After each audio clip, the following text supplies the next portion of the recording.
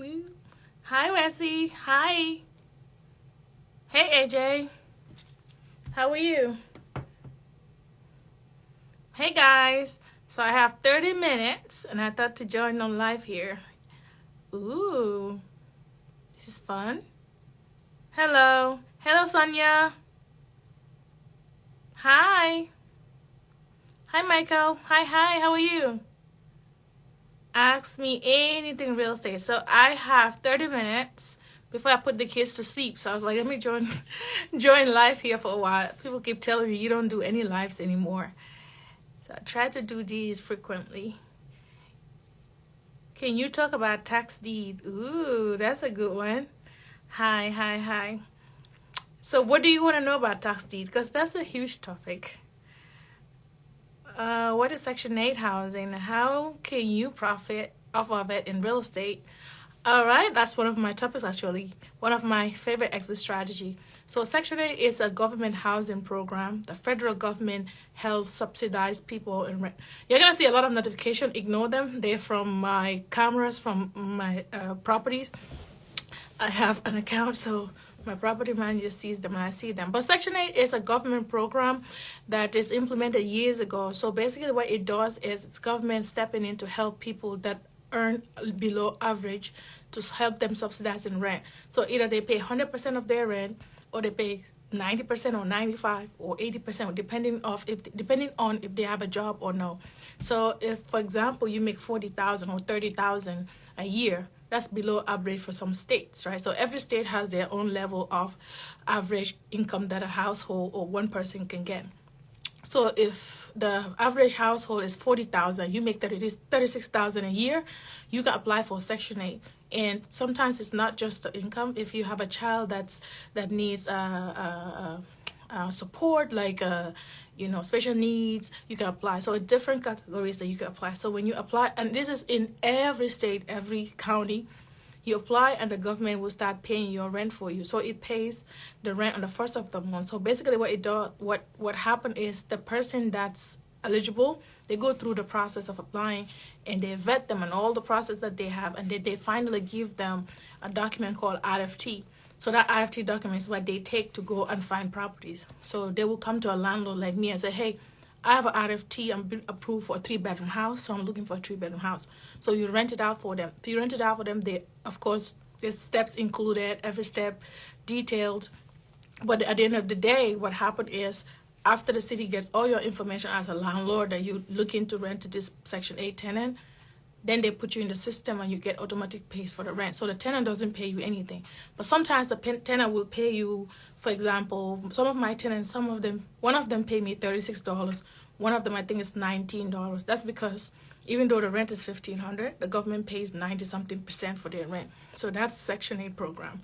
And it's actually called the voucher program. Section 8 is just a stigma name that they have to it. So there's VA program. There's so many government programs. Some people that went through war and came back, they get those kind of benefits. So in a small detailed form, that's what Section 8 is. So for landlord like me, I like recession-proof income investing. So that means I know I can get my money from the government even if the tenant doesn't have the income, because I don't even go to the tenant for rent, because my rent is collected and sent to me directly by the government, and it comes on the first of the month. So that's security there. The reason why I love Section 8 is the demand is so high, because most landlords don't want to rent to Section 8 tenants because they have this stigma of, oh, Section 8 tenants are going to spoil your place, blah, blah, blah. I like to get the best Section 8 tenants. And what I like to say about like people that say that is because it's not the person, it's not the program, it's the person. Somebody can get $1 million, like somebody can be rich, can be a multi-millionaire, and they're still a hoarder. If they ever rent your place, they're gonna hoard it. If this is their place, they're gonna hoard it. They can make 6 figures, right? They can get the best job. They can be, if they're a hoarder, they're a hoarder. So it's not necessary, because I have Section 8 tenants that take care of the place more than my other tenants. Actually, I'm converting all my long-term tenants to Section 8 because guarantee rent and less competition, because most landlords don't rent to Section 8. And it's very detailed, so some landlords don't want to take 1 month to go through the whole process. I'm patient enough to do that because I invest out of state. So automating the fact that I can get my rent paid without the hustle and tussle of, hey, I'm gonna pay on the 28th, or can I pay rent this? My grandmother's father died over there. Like all those stories, I don't have to deal with them because the government pays rent on their end, and I take care of them, and I make sure I build a relationship with the city. That way, the city will like always recommend me. So every time I have a Section 8 tenant, where city sees my name, they're like, oh, it's her again, or hey, we know her, or whatever. So they help me make the process faster. There's so many things involved, but I'm not going to talk about that here. But yeah, so that's a brief, short description of what Section 8 is. Let me see, any more question? Hold on, your questions are coming in so fast. What states do I invest in? I invest in Georgia, Ohio, and Illinois. I love the Midwest. Hi, Yamu. Hi. He says I have poor internet connection. All right, let me see. Hi, France. How are you? I see my mentees here. I see my mentees here. Okay, let me look for questions. Hi, Namso. Hi, France. Let me see. I'm looking for questions. I see you guys joining on. Welcome if you're just joining us. I'm doing a 30 minutes live before I put the kids to sleep. Where do we get the funds to fund the repairs if we don't have a W-2 job to get approved for a loan from the bank? That's a good question. So a lot of people think that you have to have a W-2 job to get into this business. Real estate has so many different ways to fund it. You can fund your deals through seller financing, where the seller acts as the bank for you because it's more profitable for them instead of selling the property and paying Uncle Sam a high percentage. In real estate, if you sell a property, the income, if you use it to buy another property, you delay taxes.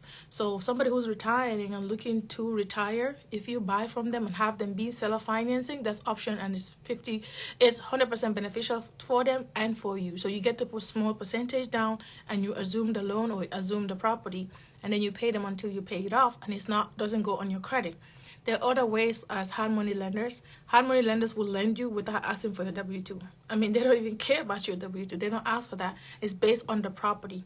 Like DSCR loan, they want to see what the property value would be. Let's say you find a property for $100,000 and renovation is like $50,000, just for numbers' sake. But the property is going to be worth $250,000. That's $100,000 equity in that. No lender is going to turn that away knowing that. So usually people don't know that if you bring a deal to the bank, they also do their analysis to see if this is something they should even invest in, because it's an investment on both sides. So there are different ways, and those are just two, but there are other ways to fund deals, not just conventional loans will ask for W-2s. Local banks, conventional loan will ask for W-2. But you can do commercial loans, you can do hard money lenders, you can work with hard money lenders, you can work with private lenders. They're not going to ask for all of that. And you could also work with, some private lenders might ask for a W-2, but not all of them. So there are different ways. Jam, scissors, hands. That was a good question. I hope I answered your question. If not, just say something. Do each of your properties have an LLC, or are they all under one LLC? That's a good question.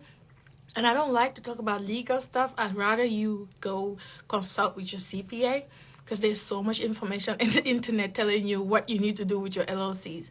So from my understanding, what my CPA asked me to do, some landlords or some investors, you will see them saying, oh, I have an LLC for each of my properties. In my case, that's not going to work because I have a lot. It doesn't make sense to get 50, 60 LLCs, right? Well, you can do it. It's not like it's wrong when you do it. I just don't want to go that route. So what I do is for every state that I invest in, I have an LLC. So my properties go in these LLCs. Instead of having, in one state, I have 20 units, having 20 LLCs, 20 different properties, 20 different LLCs. I hope that makes sense. But both of them still works legally, but it's what's more convenient for you. You can also do S-Corp, trust, you can talk to a CPA. I would recommend talk to your CPA, and they will tell you. Some CPA will tell you, no, put in one LLC and let all the income go in that LLC, or for any type of, if it's commercial property, put them in a commercial, create an LLC for those. If it's single family, create an LLC for those. I'd rather do that than have 20-something LLCs in one city or 30 LLCs. So still consult with a CPA to let you know. Coco, I hope that answers your question. Sonia, you said like 4 to 6 unit. What do you mean by like 4 to 6 unit? Did you have a previous question? Oh, please talk about the news about interest rate cut. Do you recommend a strategy change, time to flip or more? So this is the thing, right? Everybody is talking about, oh, the interest rate cuts, blah, blah. This is my thing. This is what I tell my mentees. We don't care what the interest rate is. The exit strategy that I do and my mentees do, we are 3 times in the rent. So whether the interest rate has gone from 8 points to 9 points doesn't really affect us because the exit strategy we're doing. So with our least exit strategy that brings in the least money is Section 8, which is long term. But I focus mostly on midtown rentals. So for midtown rentals, if rents are like $1,600 in an area, like a 2-bedroom is $1,600, midtown rentals we're getting $4,000, $6,000 in the top seasons. So either way, even if I'm only rented 6 months in a year, I'm getting 3 times what a traditional landlord would get in that market. So the interest rate doesn't matter. If my mortgage is like $800 and my utilities and everything is like $200, so let's say $1,000, but I'm making $4,000, I don't care about the interest rate being 8%. I'm making $3,000 a month on a one rental property profit after all the expenses. Whereas other landlords are making $1,600. I'm not letting interest rates stop me. So either way, I'm still buying. Interest rate they're gonna come up and down, up and down. I can't depend. This is my business. I can't depend on, or even if you're starting, like you cannot depend your buying power based on what the feds are gonna do. The feds are gonna do what they're gonna do. So you just find a good deal. And real estate is all about the deal. If the deal is amazing, you buy the property at a great deal, it doesn't matter. So if the property is, you're buying it for $50,000, but when you are buying it, it was appraised for $70,000, meaning as is the property you already own $20,000 in it. I don't care if the interest rate is 8%. I already have $20,000. When I'm done with the work, I can refinance and pull out the 20 plus more after I do work on the property. So when I'm buying the property, I already have $50,000 equity in it. If I put $10,000 or $20,000 more work on that property, I can double that 20. I probably get $60,000. I just take that 60 out of the house, or 45 or whatever I require the time to put it on another property. So I'm not letting interest rate. I mean, if interest rate goes down, it's amazing, but it doesn't matter to me. I just find a better deal. Interest rate goes 10 points, it's fine. I find a better deal to just top it up. So yeah, I don't like to talk about interest rates and all of that because a lot of people don't buy because they're waiting for interest rate to go down, or they focus on the interest rate. If you buy right, interest rate doesn't matter, to be honest with you. I mean, it's nice if it goes down. Not that you don't want it to go down, but if it doesn't, you buy great, that's it. Like the properties I'm buying, come on guys, I'm buying a property, fixing up all in $135,000 or $140,000 or $150,000. My down payment is 20% on renovation, 20% on purchase price, or 15%. At the end of the day, I'm all in like $40,000, $30,000 on a 135 property, right? That appraised for $200,000. I have $100,000 equity on a property. That $100,000 equity can buy me 4 other properties. You think I care about if the interest rate is 10 points? Let it be 12 points. I don't care. I know I can still, each of the properties are gonna rent for more. Does that make sense? Abby, IG, I hope that makes sense. If it does, tell me yes. If not, I could come back to it.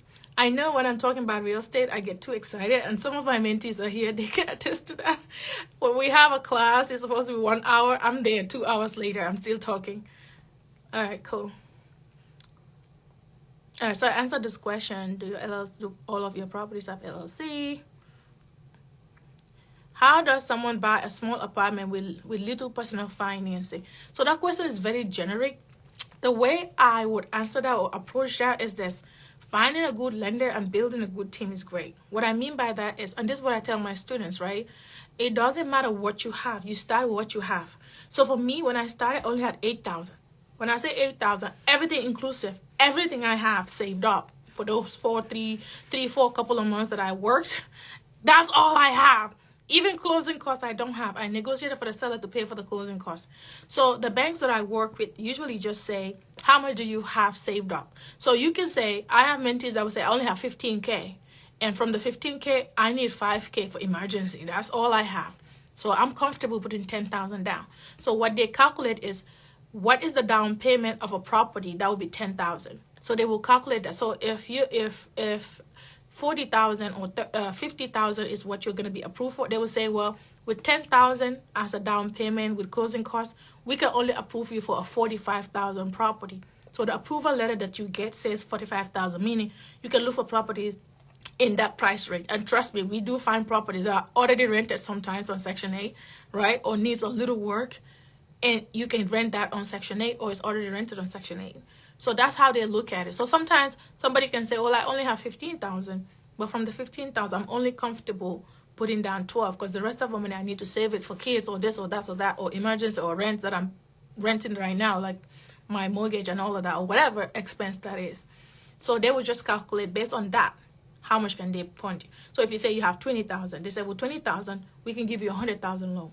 With 25,000, we can give you 100 and something thousand loan. Meaning, doesn't mean you have to go, if you get approved for 100,000, doesn't mean you have to go buy 100,000 property. You can buy 250,000 property. You can buy 160,000 property and 140,000 property. So I have a mentee that was approved for 120. She's a nurse from New York. She got 2 properties instead. So she thought she could only get 1. I was like, no, let's get a deal and then get another deal. So you can, this month you can buy 1 for 40 or 50, have it all done, rent it out, and then you can go back and get another one because you're approved up to 120. So we ended up having a package deal. A seller, the seller passed away, and the son inherited the house, but he's out of state or whatever. He's not interested in doing landlording or anything. And the properties were already rented. One was rented for 12 years. The other one 9 years. So she kept the tenants there, took one that needed the least work, like 5,000-6,000 worth of work. She started with that one and then rented it out and then started with the other one. Her mortgage is like $100, like less than $150.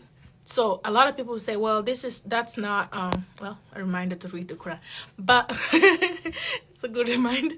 But those are the things that people don't know happen. So when you ask me a question like this, and in my class I say, don't ask that question. Ask me, tell me this is what I have. Do you think I can get approved for? Instead of saying, how can I start investing with little or no money? Like you hear that in the internet too. Oh, I'm going to show you how to invest with little or no money. You're always going to put money down. What is little? Little, 10,000 could be little to you, but 10,000 is not little to me. So when people say, I can help you buy a property with no money down, come on. What is little? So that's why I don't like the question being so generic. So when you say, how does someone buy an apartment with little personal funding?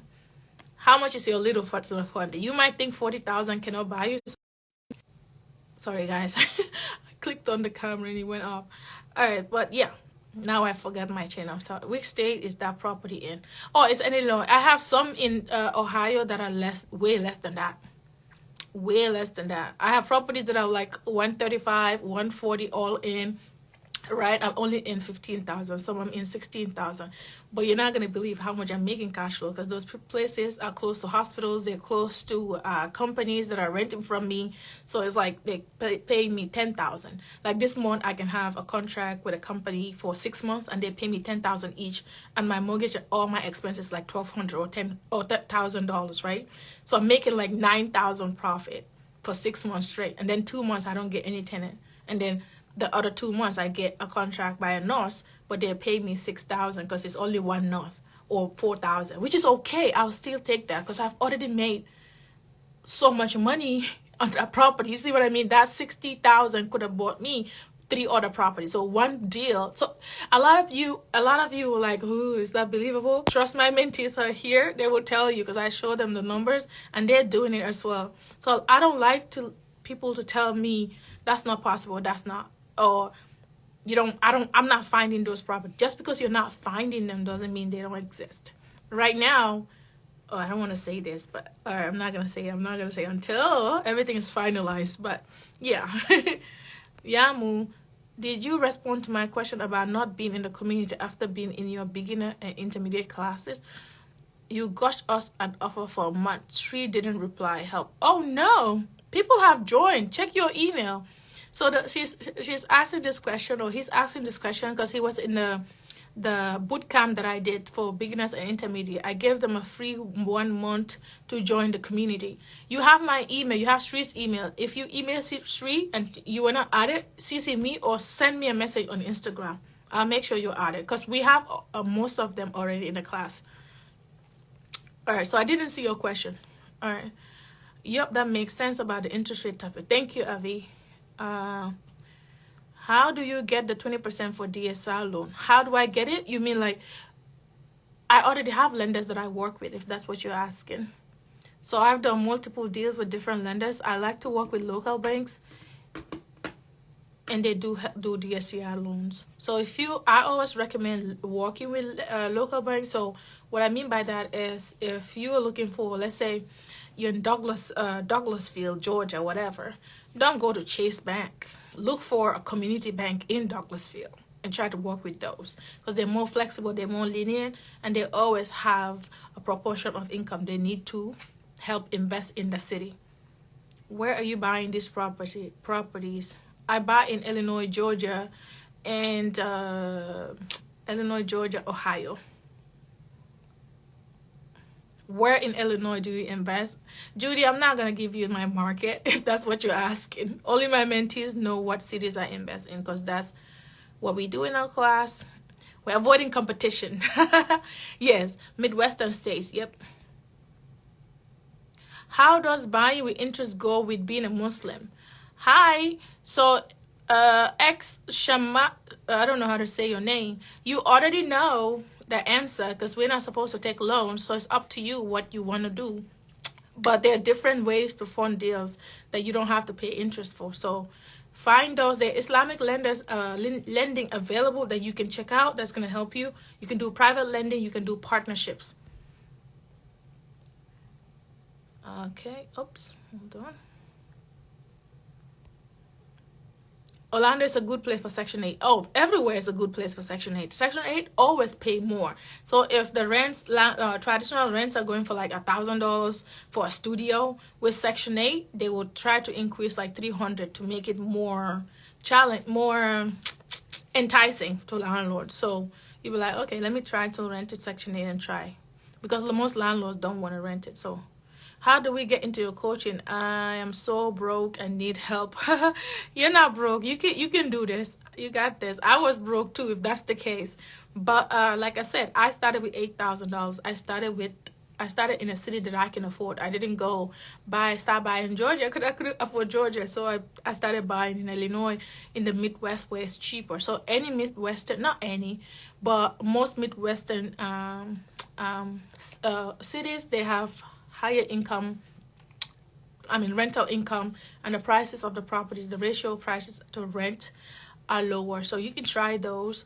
And sometimes even in the state that you live in, not the big city, try to look for smaller cities where you can afford.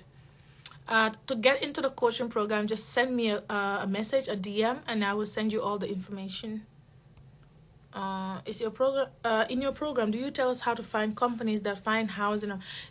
Not companies. I just show you where to list it, and the companies will reach out to you from there. Yes. So in the program, I do tell you where to list it, and that's where the companies will find you, and then you build up from there.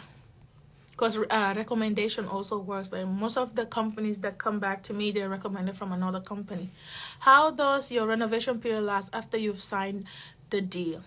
How much does your renovation period last? How much does your renovation... English is not my first language. Second.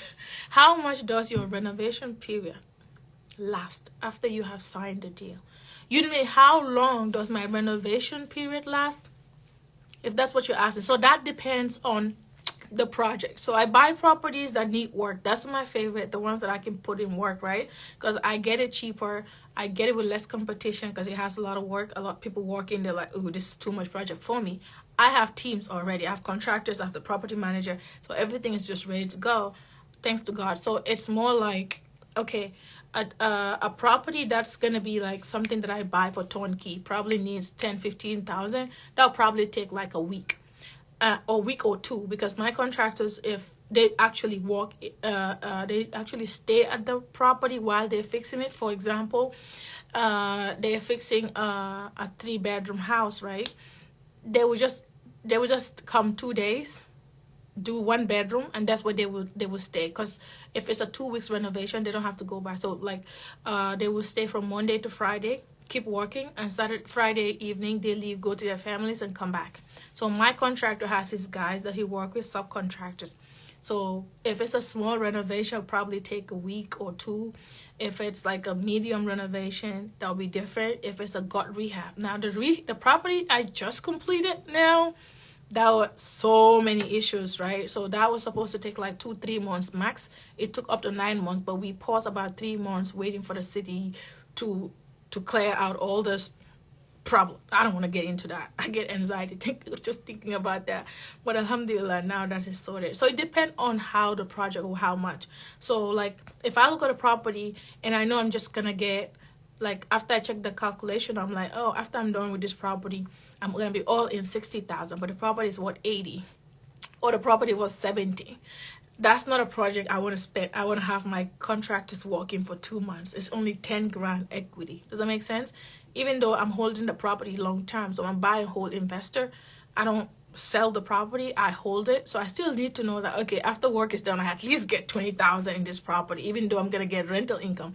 But I still need to know that after I fix it up, now it's worth more. So those type of properties. So if I'm gonna be buying it for cheap, you know, renovation small, I like the project to be fast, because it's not making me as much money as a property that I'll buy, renovate it, and make 100,000 on. So if I'm gonna make over 100,000 on property, I don't mind 2 to 3 months. I hope that makes sense. If it doesn't, let me know. How do you find your renters? So I have different type of renters. I have long-term rentals, that's Section 8, and I work with the city with that because the government pays their rent. And I have mid-term and long-term, so short-term. So short-term rentals, I use platforms like Airbnb, Furnished Finder, Booking.com, all the good stuff, right? Mid-term rentals, on the mid-term rentals too, I have different types of renters. I have the nurses, I have the corporate, I have insurance companies, and then for short-term rental, I have vacationers, right? So like my lake houses and waterfront properties, those are short-term because I make more money on there. But sometimes I get company would rent a whole 3-bedroom house for what I would get for one unit, for one Airbnb guest. So if Airbnb gonna pay me 3,000-4,000 a month on that, I'm getting 10,000-15,000 because I'm hosting all 3 guys. So I give them a discount. So if they calculate, I'm like, okay, if you guys are staying more than 3 months, I'll give you like $1,000 discount on each one, or $2,000, because I know they're staying longer. So usually their contract will be, maybe they're working on a windmill nearby in that city for like 6 months, right? But then 6 months exhaust, they say, well, after the 6 months, we might still have some guys come in. So I want to build, because I want those guys as well. I'll give this one's discount, and I give them a best service, so they can go tell the others, hey, you might want to rent this place because we were staying there, we liked it, blah blah blah. So I have different type of rentals. So I have Section 8 long term. I also have long term traditional rents. So, and I have short term, mid term rentals, and on such short term, mid term rentals, I also have like different types of them. Okay, that's my property manager. Hello, just joining the live. Welcome. Thank you for answering my LSC question. It definitely made sense. Okay, yeah. All right, cool. Any more question?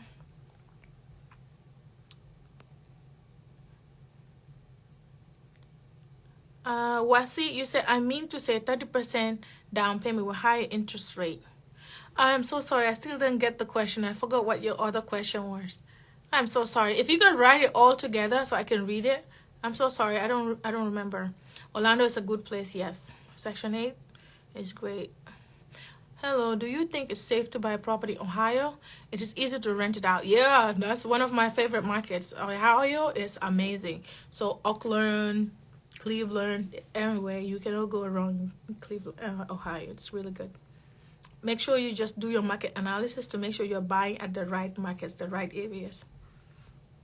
Because every area has, every city has, you know, the great size and the not so great side. Yamo is the best mentor. Ooh, thank you. Hi, friends. All right, Ohio. All right, hi. I don't see any more questions. I'll go put these kids to sleep, to bed, and I take a rest. I have to pray, actually. What states do you invest in? I think I already answered this question. I think I'll just go ahead and save this life. Where is the best place to buy in Illinois and Milwaukee? Anywhere in Illinois is great. Milwaukee, as long as it's not Southside Chicago. Where do you get the funds to fund the repair if they don't have a W-2? So, I answered the question already. What is the affordable best city you invest in? Do each of your properties have LLC? I answered that. Sonia, I still don't get the question with 4 to 6 units. Okay, so I talked about the news on the interest rate cut. Do each of your LLCs? I feel like that question was answered too. All right, I answered that question as well. All right, I don't see any new questions. Is the fee is the only thing that is holding me back? The fee to what, dear? Eddie? Is that how you say your name? I'm saying it wrong. I got 3 doors. How do I get from 3 to 30? Girl, oh, it's a guy. Sorry. I'm so used to saying girl. But 3, you need to scale. You need to be in my class if you want to scale. All right, for a more post-op, please make sure you send me a DM, please. Section 8 is still good at business. Yes, Section 8 is a great business. Actually, now they just increase the rent. Every year they increase the rent to like 200, 300 in some cities just to be competitive. Yeah, it's great. I love it. Imagine if you have one Section 8, like if you have 5 properties in one section, five Section 8 properties in one city, you could be making like close to 10,000 a month if the rents are 1,500. So let's say you have 5 3-bedrooms and the rents are 1,600 each. Imagine how much you can bring in for rent, and it's guaranteed rent first of the month. The government don't play. Yay, Africa! Welcome. All right, this security cameras are driving me crazy. Hello from child. Hello. Okay. What is Section 8 housing? So I answered that question. That's the first question. I'll post this live. All right. Well, thank you guys. If you don't have, I live in Miami. I'm excited to be here. Oh, people joining the community. Anyways, thank you guys so much. Thank you for joining live. I'll probably do it tomorrow. I don't want to promise, but if I am, I will post it on my status and say I'll be joining live tomorrow as well. So if you have your question and I haven't answered it, make sure you join tomorrow's live or Saturday. All right. Well, thank you guys. Thank you for joining. Bye. I'll just click in now.